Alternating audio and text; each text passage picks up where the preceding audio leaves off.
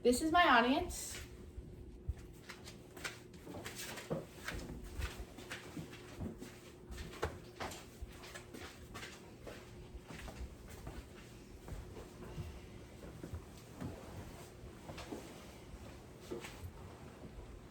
Okay, now we can begin. The Gulf Coast Humane Society is a great nonprofit organization that not only cares for animals but saves their lives by being a non-kill shelter. They are able to fight for the hundreds of abandoned and stray animals and find them loving, safe families.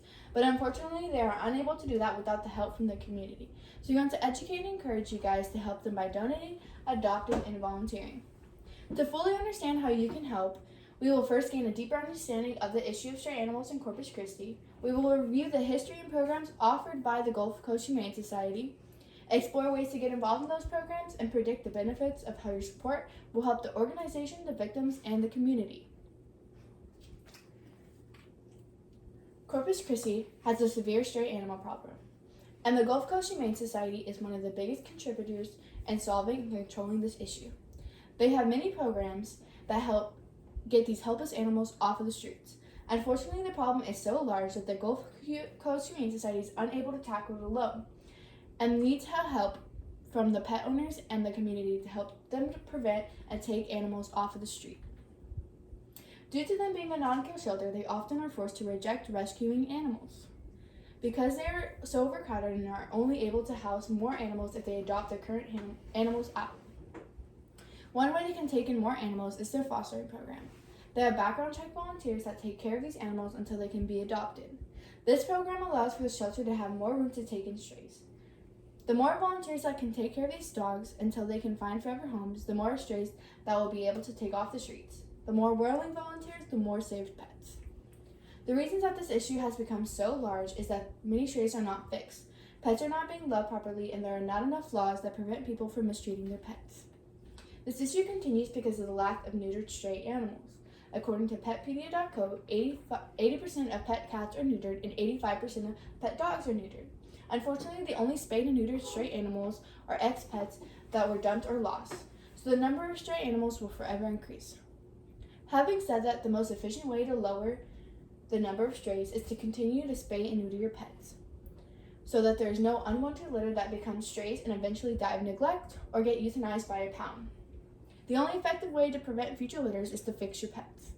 The sad truth is that even pets can become strays and maybe even find themselves in a shelter once again.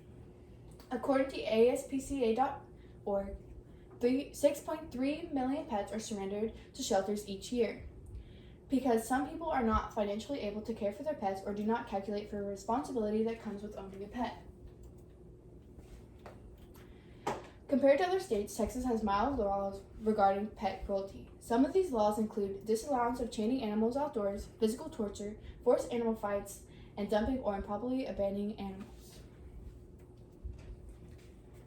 Although there are several laws that are put in place to prevent mistreatment of animals, they are not always enforced or priority. In the eyes of Texas laws, animals are treated as property, so disturbances involving them can sometimes end up on the back burner. A personal experience of mine is having a neighbor chain up their pit bull puppy 24/7. Many neighbors, including me, acted by calling animal control and 911. But unfortunately, it took months to resolve the issue. If animal cruelty was taken more seriously, less animals would be harmed and abandoned. The increasing stray animal issue negatively affects the animal population, the coastal bay community, and the shelters in our area. According to an article from February of 2017 on Caller.com, Corpus Christi has over 130,000 strays on the streets. Having so many homeless animals decreases their ability to survive. If they cannot be rescued by a shelter or a family, then they are constantly searching for food. Most of them live off of waste, scraps, and dead animals. The amount of exercise and exhaustion they are forced with, that food does not nourish their bodies enough. Stray animals take a toll on the community. When strays run around neighborhoods, they bring harm to the pets that live there.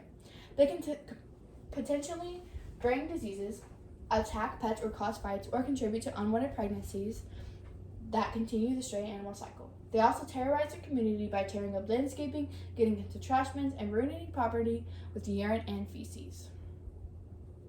This issue ultimately affects the shelters that have to care for the animals.